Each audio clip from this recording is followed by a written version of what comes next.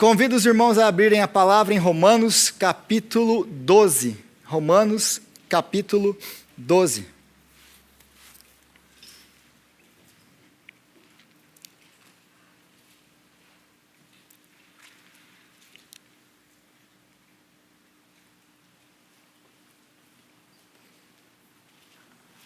E a gente lê a partir do versículo 1. Romanos capítulo 12. A partir do versículo 1.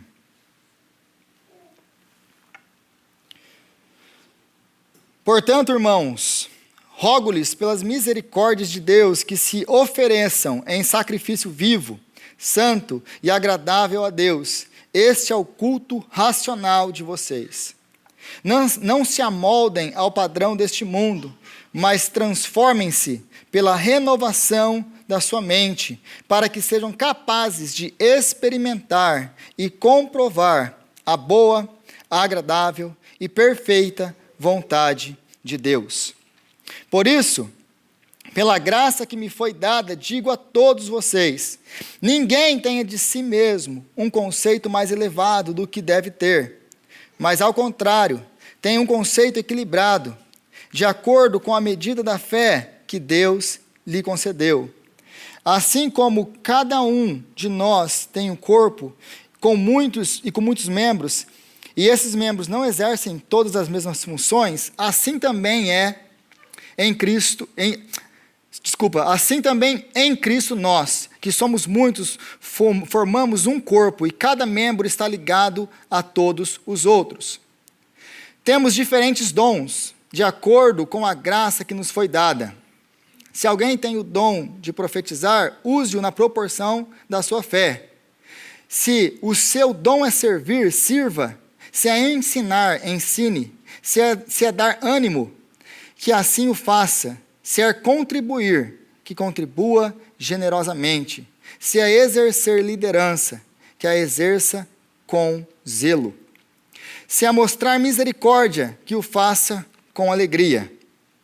O amor deve ser sincero, odeiem o que é mal, apeguem-se ao que é bom, dediquem-se uns aos outros com amor fraternal. Prefiram dar honra aos outros mais do que a si próprios. Nunca lhes falte o zelo, sejam fervorosos no espírito, sirvam ao Senhor.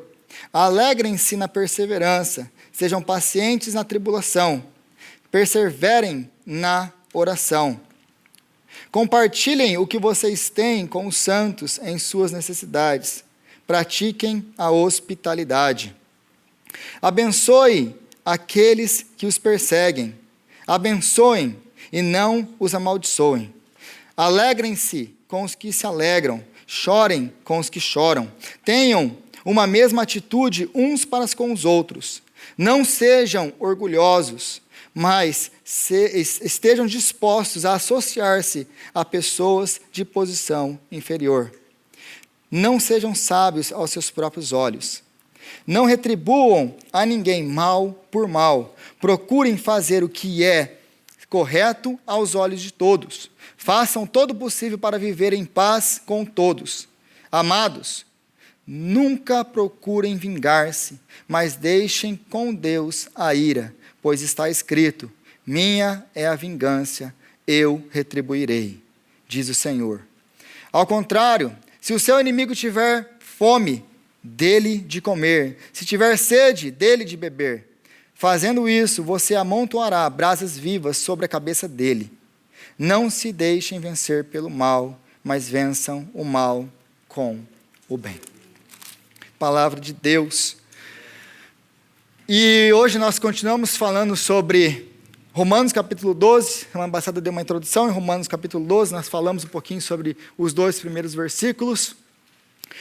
E aí então a gente começa e volta aqui em Romanos 12, e ele vai falar: rogo, irmãos, pelas misericórdias de Deus, que se ofereçam em sacrifício santo, vivo e santo, agradável a Deus. Este é o culto racional de vocês. O apóstolo Paulo nos convida a nos oferecermos a Deus como sacrifícios vivos, a Deus. Ou seja, o nosso modo de viver tem que ser um modo de estarmos sempre diante do altar do Senhor, fazendo aquilo que agrada o Senhor. Isso é viver de uma maneira que agrada o Senhor, como sacrifício vivo.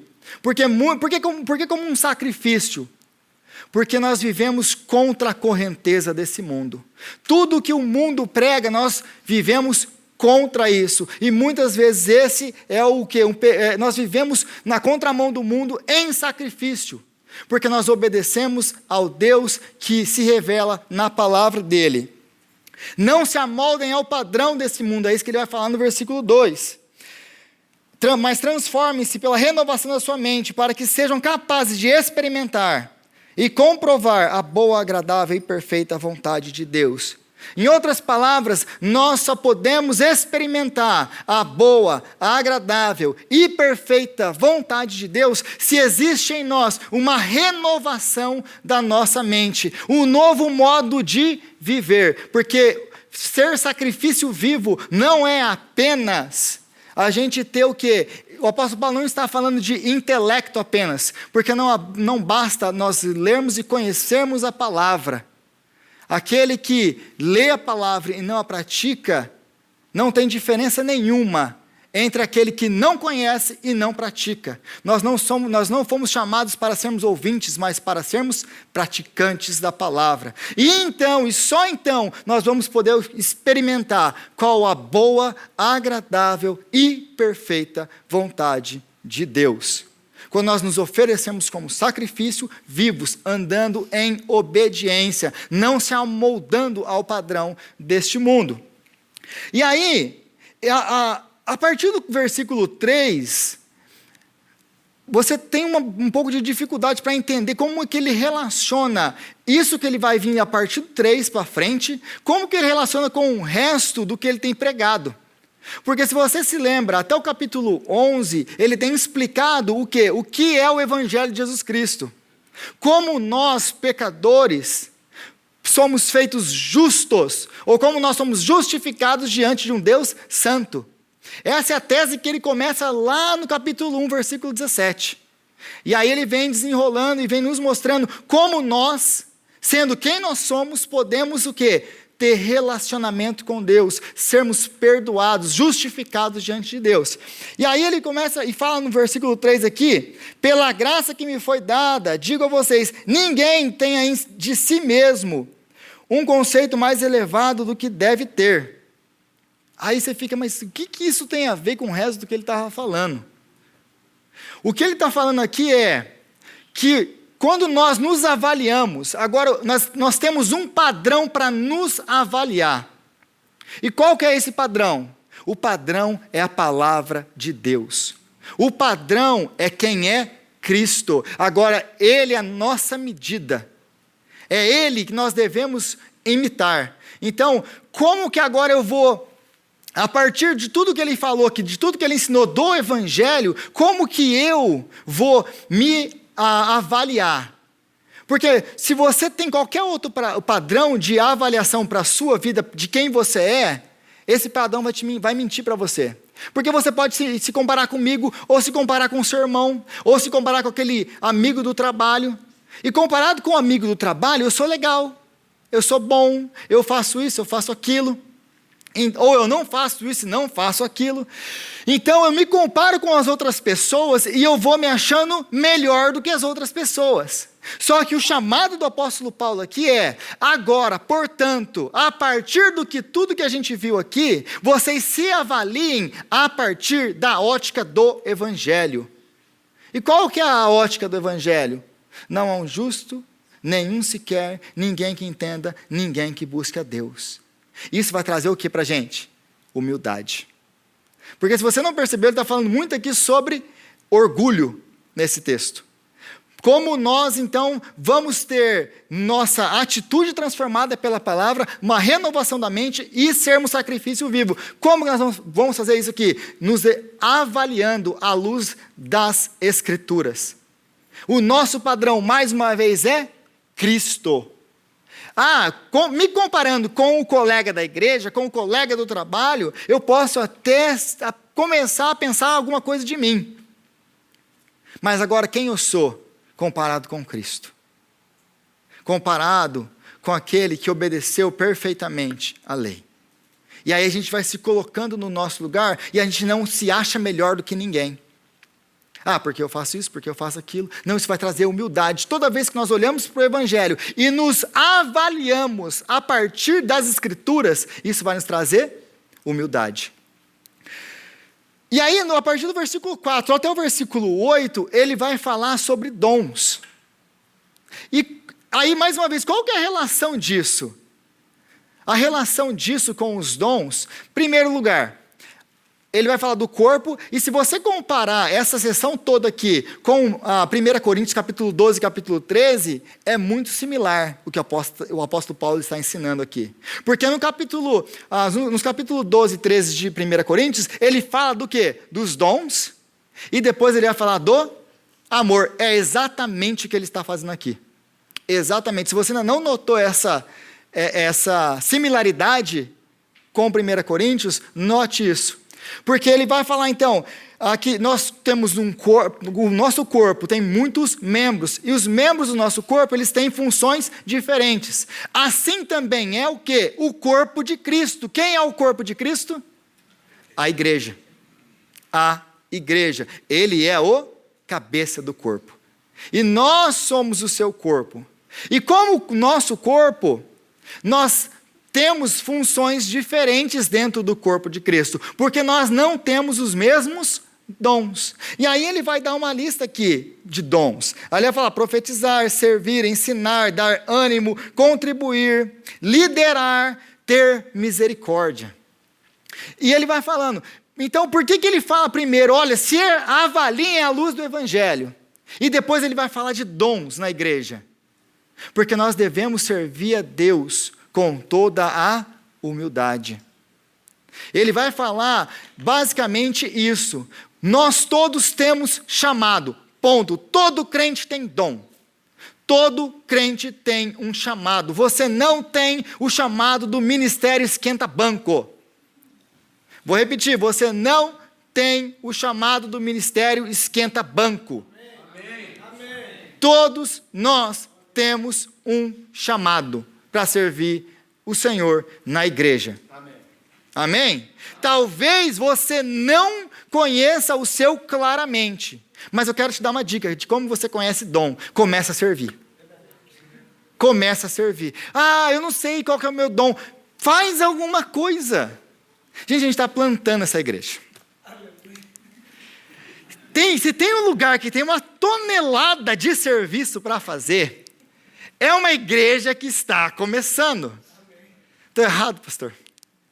Tem muito trabalho. Numa igreja formada, tem muito trabalho. Numa igreja que está começando, tem uma tonelada de trabalho. Então a igreja precisa do seu dom. Qual é o seu dom?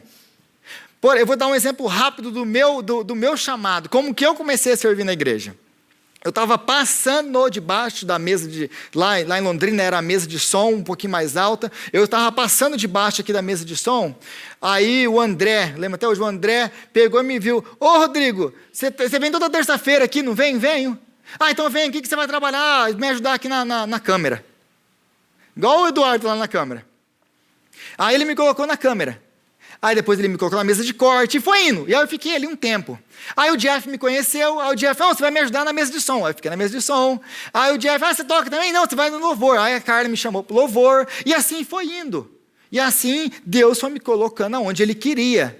Mas desde a câmera, gente, quando eu comecei a servir o Senhor, quando eu comecei a servir lá na câmera, eu ficava maravilhado. Eu queria estar lá toda terça-feira para servir o Senhor.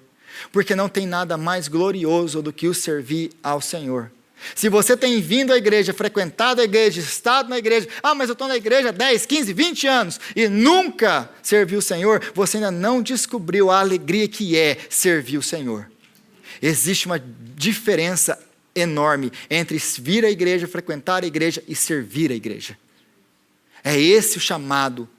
Eu não sei qual é o seu dom, mas você tem um dom e você só vai descobrir começando a fazer alguma coisa. Faz e Deus vai te liderando. Porque Deus, Deus, Ele escolhe, Ele vai levantar, Ele vai usar, Ele vai capacitar aqueles que querem servir. Porque tem muita coisa, e isso eu aprendi com o pastor Thales. Ele falou assim: Rodrigo, você nunca chama para servir quem está à toa. Porque quem está à toa é porque quer estar à toa. Você chama para servir aquele que está lotado de coisa. E é verdade, pastor, porque eu já testei isso. Aqueles que já não... Mas, Rodrigo, eu não tenho tempo. É esse mesmo.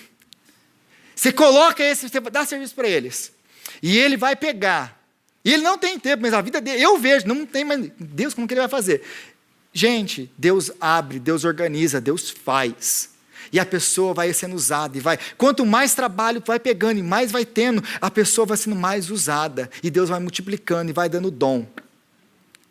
Gente, Deus não usa ninguém parado, sabe por quê? Porque o cara que está parado não quer fazer nada. Se disponibilize, se ofereça, fala: estou aqui, o que eu posso fazer? E Deus vai te guiar no seu dom. Então, tudo isso é servido com humildade, se avaliando à luz das Escrituras. É esse o chamado. O nosso chamado é para servir o Senhor com humildade, sem se achar melhor do que os outros. E aí, a partir disso aí, ele vai dar uma lista de atributos ele vai dar uma lista para nós, para nos falar sobre amor. Porque a segunda coisa que nós devemos servir a igreja, como nós devemos servir a igreja, é com amor. E aliás, essas atitudes que ele vai nos colocar aqui a partir do versículo 9, são atitudes que nós devemos ter com os de dentro da igreja e com os de fora da igreja. Ele fala de dois grupos aqui. Vocês amem, tá, apóstolo Paulo, quem eu tenho que amar? Os de dentro da igreja e os de fora da igreja. Aí ele vai dar uma lista para nós de atitudes. Aqui. E ele vai falar, o amor, versículo 9, o amor deve ser sincero. Odeiem o que é mal, apeguem-se ao que é bom. E é engraçado que aqui em grego, gente, essa frase ela não tem verbo. Ele fala que amor sincero. E essa palavra sincero em grego é sem hipocrisia. Literalmente, sem hipocrisia. Se você for traduzir literalmente o que está escrito aqui em grego, é sem hipocrisia. O amor, basicamente, se eu posso parafrasear, é assim: amor sem sinceridade. Amor sem hipocrisia. É isso que ele está falando aqui. Em grego, não tem. A gente aumenta, porque a gente tenta, em português, em inglês, nas traduções, trazer ou melhorar o entendimento da pessoa que vai ler isso aqui. Mas no original está escrito exatamente isso: amor sem hipocrisia. E aí, ele vai dar uma lista de atitudes do que é amor. O que é amor? Porque no padrão de hoje em que nós vivemos, o que é amor para essa sociedade? Qual é o pensamento do que é amor para a sociedade hoje? Se me faz sentir feliz, se me faz bem, é amor, ou não é, errado. Aí você pode colocar embaixo, assinado Satanás. Estou mentindo? Se me faz bem, então é amor. Então eu posso amar do jeito que eu quiser amar. E é por isso que nós estamos vivendo o que nós estamos vivendo, com toda essa crise de identidade. E aí ninguém mais... Eu fui preencher um formulário esses dias. Aí você sabe a lista que tem lá hoje para você preencher. Então, mas sem entrar nesse mérito, amor não é aquilo que eu defino como amor. Amor não é aquilo que eu sinto que é amor. Amor é definido em um lugar, na palavra de Deus. É Deus quem define o que é amor. O Deus que é amor sabe definir o que é amor. Então aí ele vai nos dar aqui atitudes, porque ao contrário do que muita gente pensa, a Bíblia raramente ela usa o amor no sentido de sentimento. A grande maioria das vezes que a Bíblia se refere a amor, ela se refere ou ela usa a palavra grega ágape, que é amor incondicional.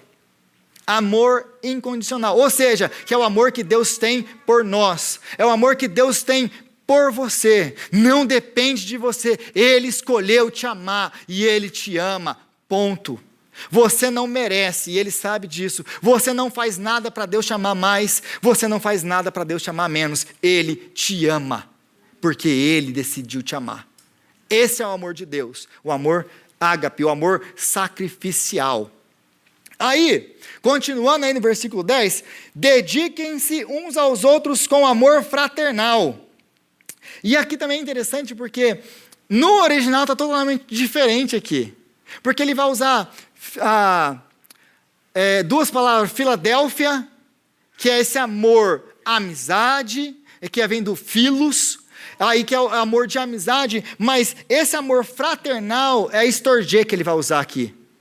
Que aliás é uma palavra grega que só aparece aqui, no Novo Testamento todo. Ou seja, ele está falando aqui, dediquem-se, ou seja, amem-se uns aos outros com o amor de irmão, porque estorgê é o amor do pai com o filho, do filho com o seu pai, o amor do irmão com o seu irmão. E por que ele está falando isso aqui? Dentro da igreja, por que isso aqui é importante dentro da igreja? Porque dentro da igreja, você escolhe irmão, quem escolhe irmão? Você escolheu o seu irmão? Você escolheu o seu irmão, Johnny? Escolheu não, né? Eu não escolhi meu irmão. Rubi e Rubiane, vocês escolheram irmãs? Então o que acontece é, gente, via de regra, o que irmão mais faz? Briga. Tá vendo? E perturba. Aí perturba e causa briga. E aí eles passam a vida inteira brigando. Estão mentindo? É aquela pessoa que você, se você não fosse irmão dela, você nunca se relacionaria com ela. Fala assim, gente, é chato demais. Quem que te aguenta? Como que você casou? Estou mentindo? Não. Estou mentindo? Não estou. Gente, é isso que o apóstolo Paulo quer que você entenda aqui. Deus nos colocou aqui e nós somos família de Deus.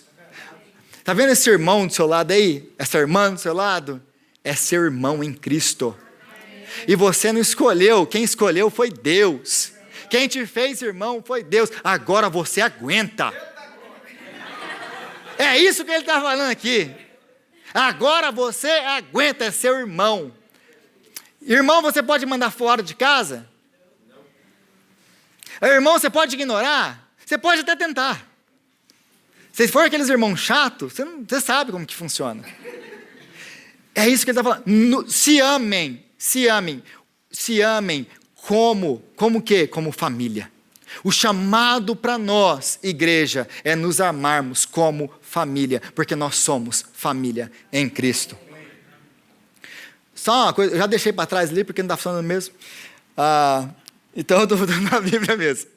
Então, versículo 11, ele diz assim, nunca lhe falte o zelo, sejam fervorosos no Espírito, sirvam ao Senhor. Outra coisa, posso servir a Deus de qualquer jeito? Eu sirvo a Deus com zelo, porque Deus, Ele merece o nosso melhor. E aliás, gente, Ele só aceita o melhor.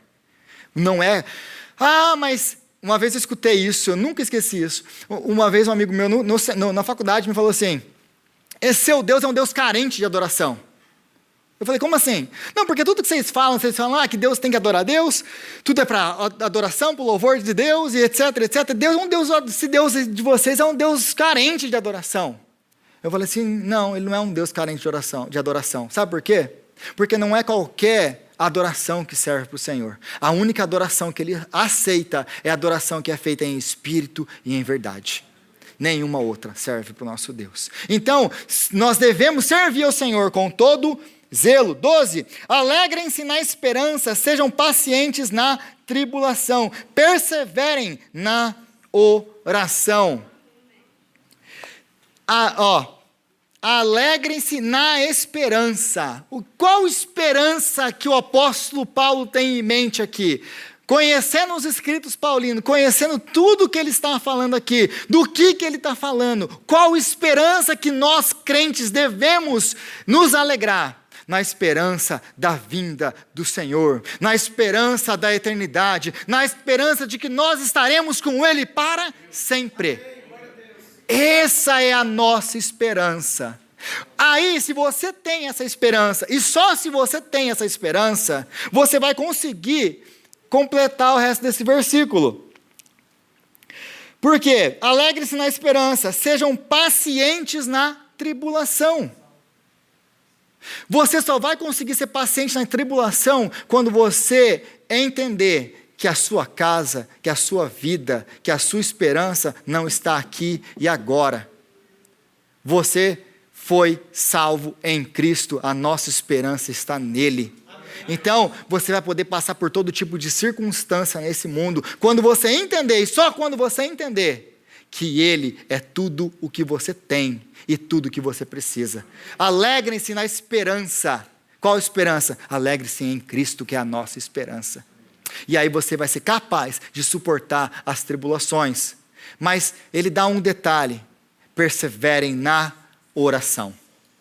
Ninguém passa, primeiro, que ninguém se alegra na esperança se não tem oração, se não tem vida com Deus, se não tem busca intensa. Porque aqueles que, por exemplo, aqueles que estão vindo aqui toda terça-feira buscar o Senhor, e tem esse sentimento de que, nossa, eu não vejo a hora de chegar terça-feira que vem, não vejo a hora. O que é isso, gente? O que tem de diferente? Começaram todo mundo nessa mesma expectativa, nesse mesmo fogo? Não. Mas foi gradativamente, a gente vem em busca, cada semana, e cada semana a gente vai intensificando isso. E aí a gente vai sair daqui cheio do quê? De esperança, que o Senhor ouviu as nossas orações. Esperança de que Ele é a nossa esperança.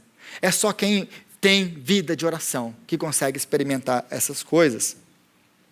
Aí no 13 ele fala: compartilhem o que vocês têm com os santos em suas necessidades. Pratiquem a hospitalidade. E duas coisas aqui no versículo 13: compartilhem e hospitalidade. Do que ele está falando? Que os nossos bens não são nossos. Nós somos mordomos do Senhor. Ele é o dono de tudo que nós temos. Então, quando nós vemos outros passando dificuldade, nós temos o dever cristão de ajudar os nossos irmãos. Abençoe aqueles que os perseguem, abençoem e não amaldiçoem. E aqui ele vai dar um pouquinho do que ele vai explicar a partir do versículo 17. E a partir do 17 ele vai falar assim: não retribuam a ninguém com o mal, procurem fazer o que é correto aos olhos de todos, façam todo o possível para viver em paz com todos. Amados, nunca se vinguem. Nunca se vinguem.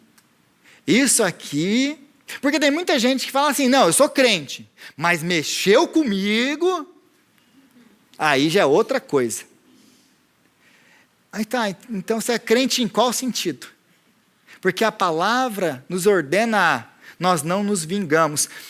Aí ele vai completar e vai usar Isaías e vai falar assim: não se vinguem, deixe com Deus a ira. Por que a gente deve deixar com Deus a ira e a vingança? Lembra de Davi? Se você lê os salmos, Davi tem uns salmos lá meio estranhos. Aí você vê assim, Davi falando assim: Deus, mata eles, Deus, mata eles. Quebra o queixo deles, Deus. Aí a gente fala assim: mas esse aqui é um homem segundo o coração de Deus? E por um tempo eu fiquei: mas Deus, como que Davi pode ser um homem segundo o seu coração e falar uns negócios aqui? Porque a gente tem aquela falsa piedade que a gente não pode sentir ira, que a gente não pode se irar, e que não pode nada disso. Sabe qual que é a diferença? Sabe do que o apóstolo Paulo está falando aqui? Ele está falando isso aqui: não é que você não pode se irar, não é isso. É que você não pode se vingar, que é diferente. Como assim eu não posso me vingar? Não, porque você não é justo nos seus julgamentos. Só existe um justo, e Ele é o Senhor. Amém. Ele conhece toda a circunstância, você não. Porque na sua cabeça você pode ter sido defraudado, mas na verdade foi você quem defraudou. Você não conhece, porque o nosso coração é enganoso. E a gente sempre vai puxar a sardinha para o nosso lado. Não, Deus, olha aqui o que Ele fez comigo. É por isso que nós o rei Davi orava desse jeito. Deus faz isso, porque ele não tomava nas suas mãos a vingança. Ele colocava nas mãos do Senhor, que é justo. Ele é justo. Deus, olha aqui o que fizeram comigo, mas eu coloco nas tuas mãos. E aliás, perdoa. Perdoa, porque esse é o nosso chamado. Então abençoem aqueles que os perseguem. Alegrem-se com os que se alegram. Versículo 15, chorem com os que choram. Gente, essa é a vida cristã. Alegre-se com os que se alegrem e chorem com os que choram. Aliás, o que eu tenho percebido com um pouco de caminhada que eu tenho, é que às vezes é muito mais difícil se alegrar com os que se alegram do que chorar com os que choram. Sabe por quê? Sabe por quê? Porque a gente é invejoso.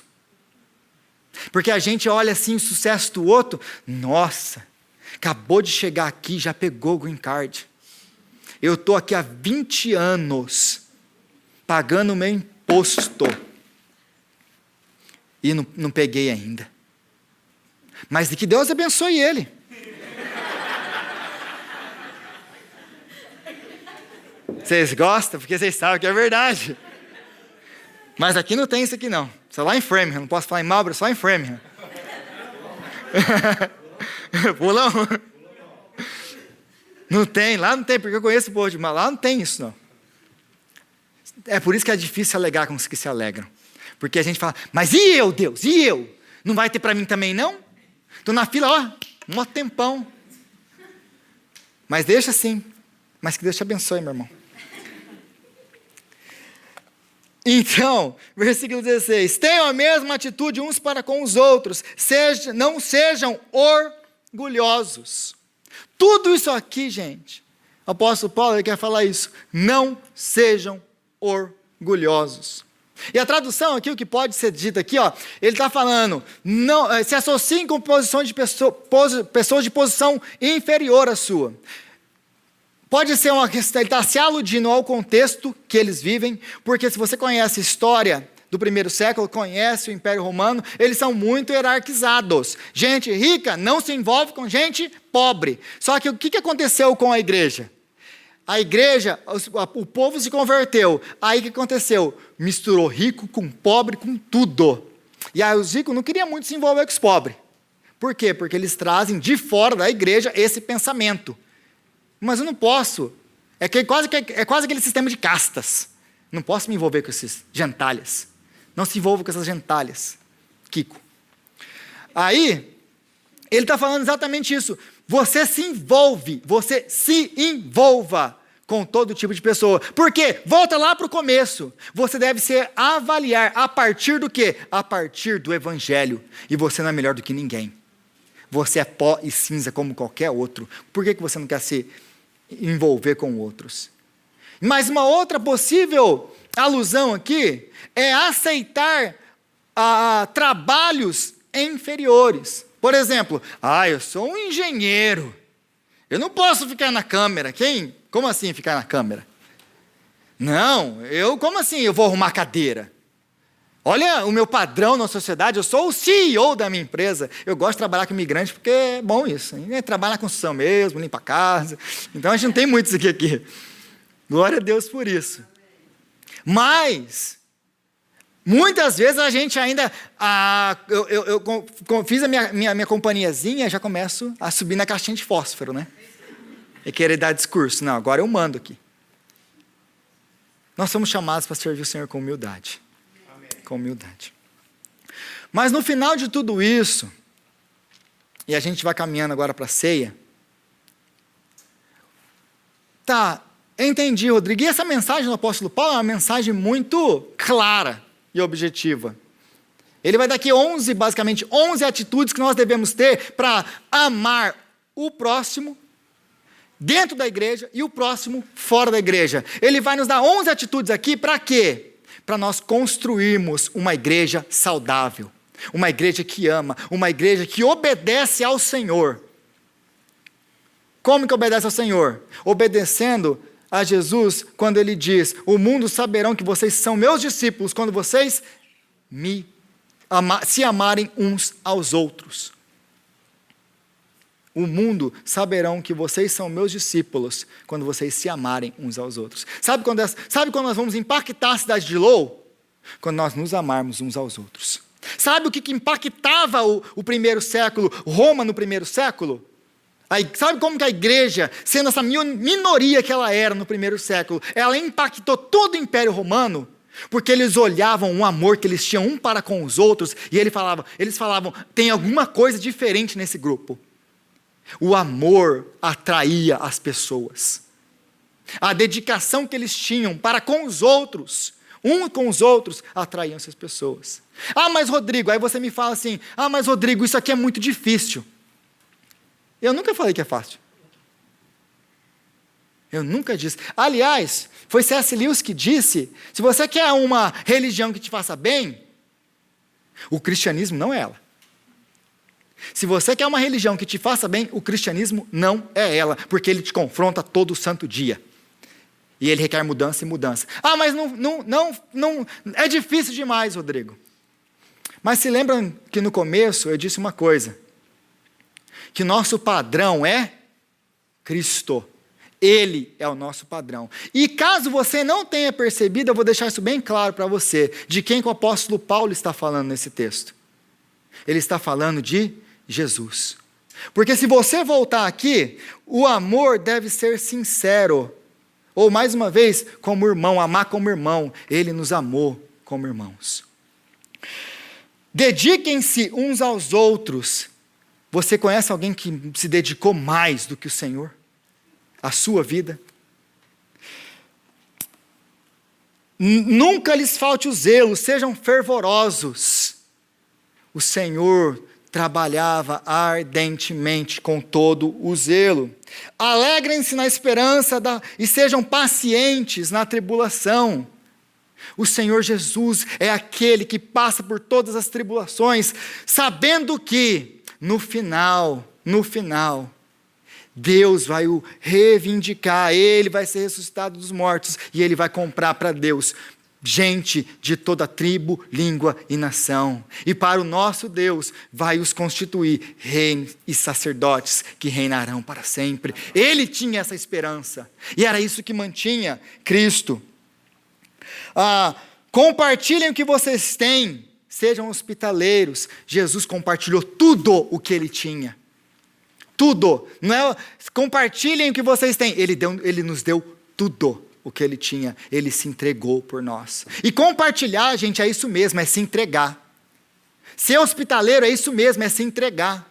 Porque vai causar você, muitas vezes, problemas. Você vai ter que abrir mão do seu dinheiro, vai ter que abrir mão dos seus bens, vai ter que abrir mão do seu tempo, do precioso tempo, times money, né? Vai ter que abrir mão. Mas ele abriu mão de tudo e se entregou por nós. Abençoem os que os perseguem.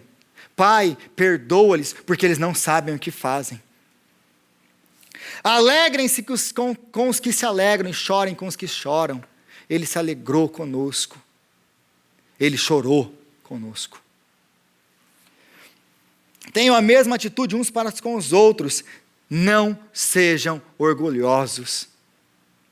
Aceitem se relacionar com pessoas de inferiores a vocês, de castas, de partes da sociedade inferiores a vocês. Aceitem trabalhos humildes. Aí você lê o que em Filipenses capítulo 2? Que ele, sendo Deus, não o julgou com usurpação ser igual a Deus, coisa que deveria apegar-se, mas se tornou servo. Para servir a quem? A nós. E foi obediente até a morte de cruz. É isso que nós comemoramos aqui essa noite. Esse texto fala disso. É difícil, mas ele morreu para que os nossos pecados fossem perdoados, para que o Espírito então habitasse em nós.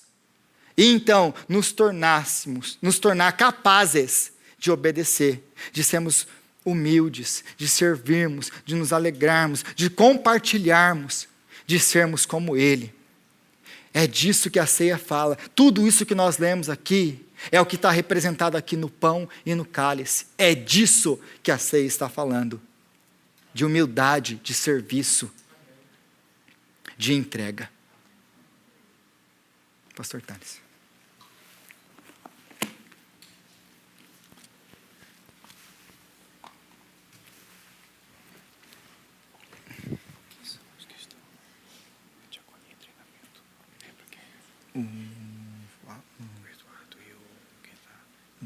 Rivaldo, Gustavo. Não, que são aqui, Gustavo.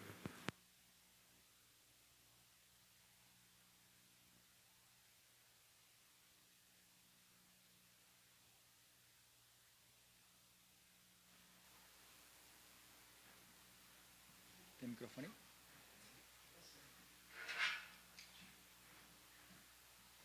Boa noite, meus irmãos. A paz do Senhor Jesus. Amém. Vamos nos aproximar da mesa com toda a reverência e com todo o temor que é devido a um momento como esse. Amém? Abra sua Bíblia comigo no Evangelho de Lucas. Eu queria ler um texto com vocês. Normalmente eu falo o texto de cor, mas eu queria ler com vocês. Evangelho de Lucas. Abre comigo no capítulo 22. Abra sua Bíblia. Procure alguém do seu lado que tem uma Bíblia. Evangelho de Lucas, capítulo 22.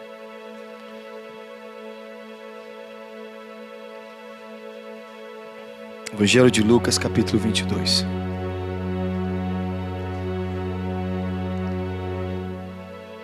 Queria chamar o Rivaldo para estar aqui comigo, o Gustavão. Venham para cá, meninos, venham trabalhar. Diácono em treinamento. Vamos ficar de pé.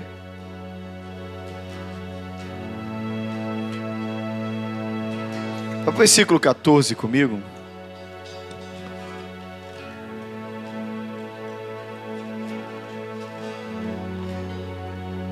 Vem para mim com o versículo 14. 28, 22, 14. Chegada a hora, pôs-se Jesus à mesa com ele, os seus apóstolos, e disse: Tenho desejado ansiosamente comer convosco essa Páscoa antes do meu sofrimento. Pois vos digo que nunca mais comerei até que se cumpra no reino de Deus. Vem para baixo comigo. Versículo 19. E tomando o pão, tendo já dado graças, partiu e lhes deu, dizendo: Isto é meu corpo, oferecido por amor de vós. Fazei isso em memória de mim. Semelhante modo, depois de cear, tomou o cálice, dizendo: Esse é o cálice da nova aliança no meu sangue, derramado em favor de vós. Amém?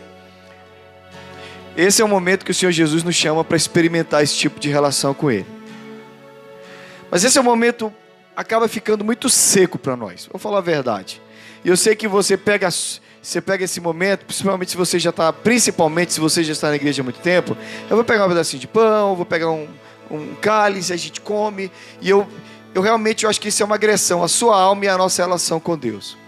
Então deixa eu te dizer o que estava no coração do Senhor, porque só tem um jeito de você entender isso aqui, se você olhar para o coração de Jesus. Como é que Jesus olhava para esse momento? Como é que Jesus olha para esse momento? Porque Ele espera que a gente viva do mesmo jeito que Pedro, do mesmo jeito que João, do mesmo jeito que Filipe, do mesmo jeito que Tiago. Como eles viveram esse momento, Jesus espera que a gente viva também esse momento. Vamos viver assim? Amém? Sim ou não? Para viver esse momento do jeito que Jesus viveu, você tem que entrar no coração de Jesus. E eu acho que eu imagino um pouquinho quando eu lembro do que aconteceu na última vez que eu estive com meu pai antes de sair de casa. Cresci na minha casa, fiz faculdade em casa, eu estava em casa durante toda a minha vida, e dos 21 para os 22 anos, eu saí de casa. E eu lembro da última tarde, eu ia sair de noite, a minha última coisa, eu gosto muito de um suco chamado cupuaçu. Não tem muito cupuaçu, não tinha, agora tem em qualquer lugar. Mas quando eu saí de casa, em 1994, me aumenta o microfone para mim, por favor. Quando eu saí de casa em 1994, 93 para 94, eu lembro que eu olhei para isso e eu disse: pai, eu não vou mais tomar um suco. Ele disse: depois eu vou fazer o melhor, do jeito que você gosta, com leite condensado. Meu pai foi lá, misturou leite condensado, bateu. E eu lembro que meu pai assim, desse jeito, com a mão assim em cima do liquidificador, as lágrimas desciam do rosto dele. E ele dizia: meu filho, você vai embora hoje à noite. Vocês já me ouviram contando isso. Ele falou assim: eu quero te dizer algumas coisas. Ele me deu alguns conselhos muito pessoais, muito de pai para filho. E de repente ele falou assim: meu filho, não esquece de uma coisa. Se tudo mais der errado, você tem a casa para voltar. Você tem paz, você tem abrigo, você tem porto seguro, você tem família. Eu vou estar de braços abertos. E a gente ali, eu tomei o suco e foi assim um momento onde eu jamais esqueci do suco, onde eu jamais esqueci daquele momento, porque foi um momento muito de pai e filho. Eu estou lançando mão disso para falar o que está no coração de Jesus quando ele pega o pão. Quando ele pega o pão e ele parte, e ele diz assim: olha, meus filhos, esse é o meu corpo partido por amor de vós. Não é um momento qualquer. Jesus está indo morrer. Ele está indo entregar a sua vida. Ele está dizendo, vai doer. Mas eu quero que vocês entendam que para mim esse é um momento muito especial. Eu quero que vocês compreendam quão especial é esse momento. Porque para mim é uma despedida. Para vocês também é uma despedida. Mas haverá um reencontro no reino. Então entra no coração de Jesus. Vem para o coração de Jesus. Não participa da ceia de qualquer jeito. Quando Jesus nos dá o pão, quando Ele nos reparte o pão, Ele está dizendo, você vai participar do meu corpo. Você faz parte da minha família. Você faz parte da minha história. Você faz parte do meu povo. Então você tem que vir com esse coração. Da mesma forma, quando Jesus trouxe o cálice, Ele está dizendo, eu sei que há muita dor envolvida em tudo isso. Minha dor. Mas também você faz parte dessa dor. Então eu quero que você entenda. Você não pode pegar isso aqui e dizer isso aqui não é nada. Teve muita lágrima, teve muito sofrimento, teve muito choro, tem muito compromisso do Senhor com você e comigo. Então, por favor, quando você pegar isso aqui, lembre que alguém deu a sua vida para que você tivesse isso aqui. Amém?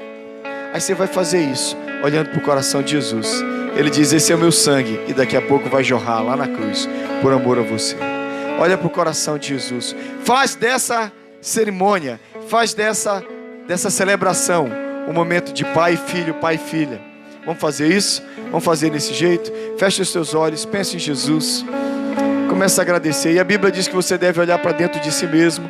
E você deve falar, Senhor, se eu tenho alguma coisa errada, sonda meu coração. Se tem alguma coisa errada, sonda minha alma. Então se aproveita, examine-se a si mesmo. E só assim, depois de se examinar, você deve comer do pão e beber do cálice. Nós vamos orar consagrando esses elementos. Pedir para o Eduardo vir aqui fazer essa oração. A gente vai orar pedindo que o pão, que continua sendo pão, e o cálice, que continue sendo cálice, venha por um motivo bem especial. A partir de agora, é o símbolo do Senhor para nós. Vamos orar. Senhor Deus, nosso Pai, venho agradecer, ó Deus, por essa honra de podermos estar, ó Deus, perante a Tua mesa, para poder estar celebrando, ó Deus, o Teu sacrifício ali na cruz, ó Pai.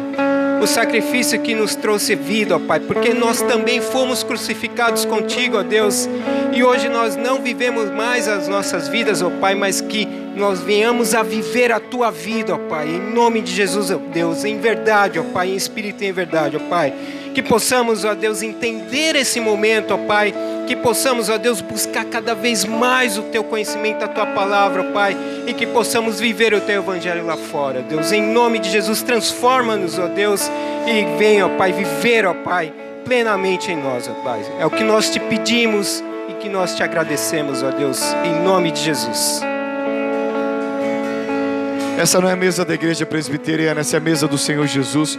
Todos os crentes de uma igreja evangélica, batizados, em comunhão com Deus, com a sua igreja protestante evangélica, podem e devem participar dos elementos.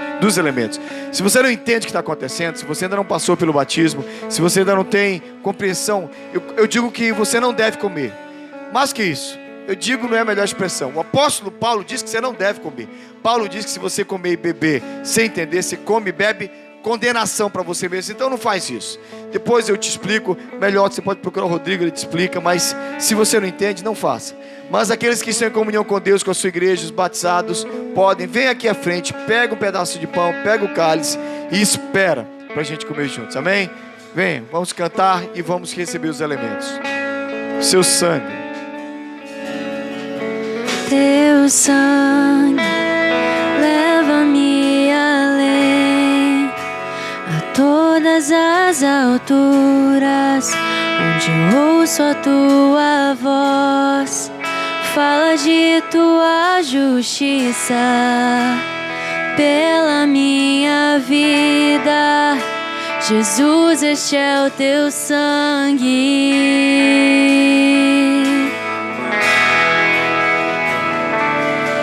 Tua cruz mostra Tua graça, fala do amor do Pai, que prepara para nós um caminho para Ele, onde eu posso me achegar somente pelo sangue.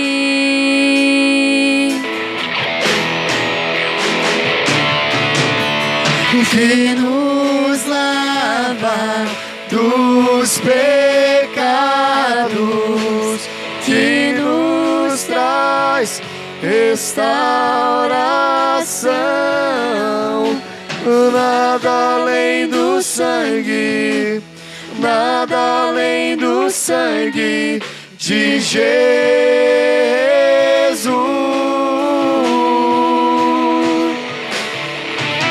que nos faz brancos como a neve, aceitos como amigos de Deus.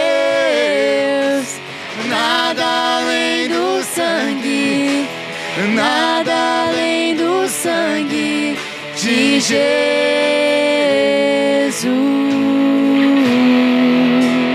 Feche os seus olhos, fala com o Senhor e agradece pelo que você tem nas mãos. Louva o nome dele, fala: bendito é o teu nome, santo, poderoso, maravilhoso. Glorifique a ele, fala, bendiga o nome dele. Enquanto você estiver falando, enquanto você estiver glorificando, agradeça pelos elementos, agradeça pelo pão, agradeça pelo cálice. Louve. Se você tem a ausência de algum dos elementos, você ainda pode vir à mesa. Aqui está o pão, aqui está o cálice. Mas agradeça ao Senhor e deixa o louvor sair da sua boca. Deixa enquanto você está aí se preparando para comer do pão, você diz: obrigado. Obrigado pelo pão, obrigado pelo cálice, obrigado pela tua presença, obrigado pelo teu sangue derramado, obrigado pela vida, obrigado porque somos teus filhos, somos tua igreja, somos teu povo, somos a tua família, Senhor. Muito obrigado, Senhor, muito obrigado, Senhor. Como diz a palavra de Deus, irmãos, vamos comer do pão e beber do cálice todos, em nome de Jesus.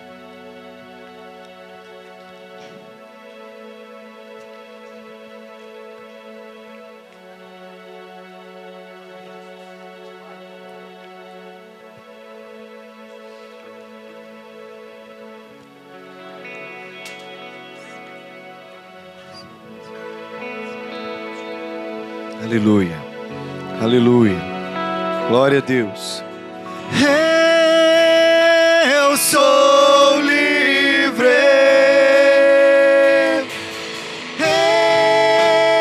eu sou livre,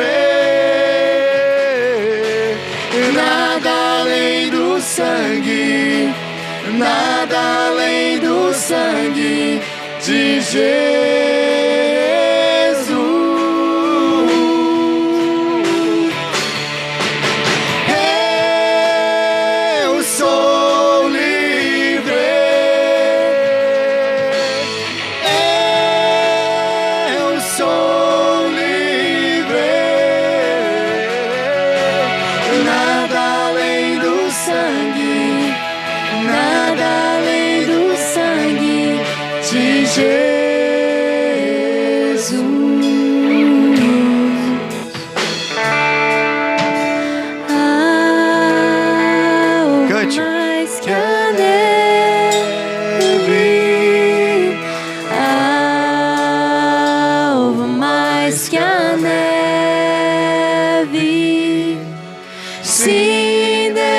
Sangue lavado, mais alvo que a neve serei. Alvo mais que a neve, alvo mais que a neve. Sim, neste sangue lavado, mais alvo que a neve eu serei. Eu sou livre,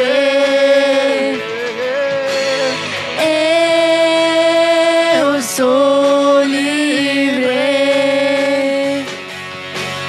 nada além do sangue, nada além do sangue de Jesus.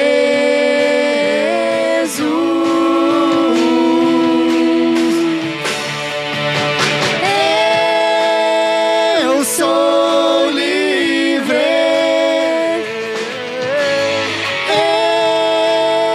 eu sou livre, nada além sangue de Jesus.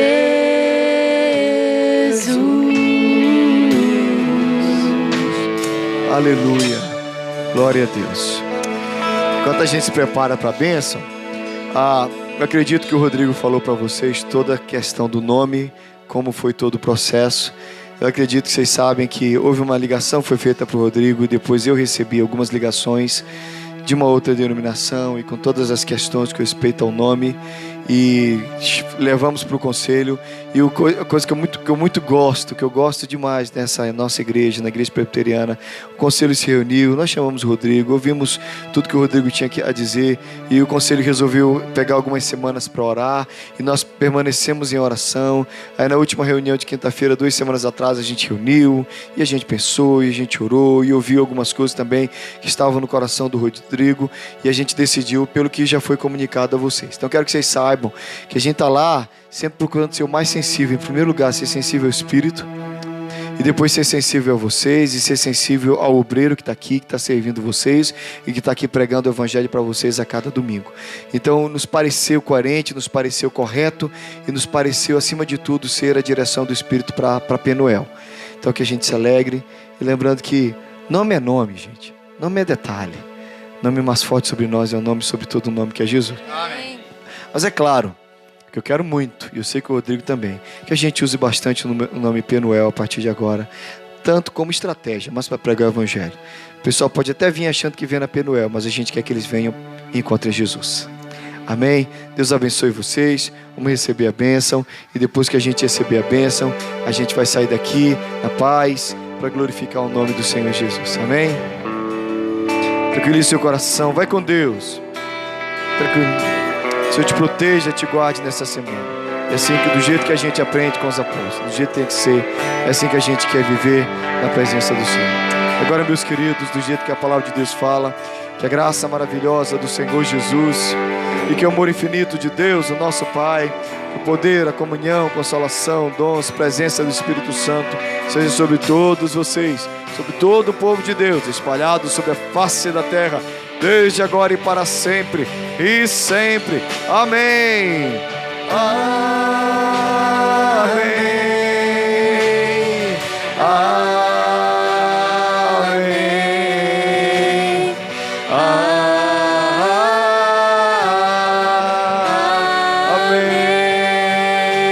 Amém.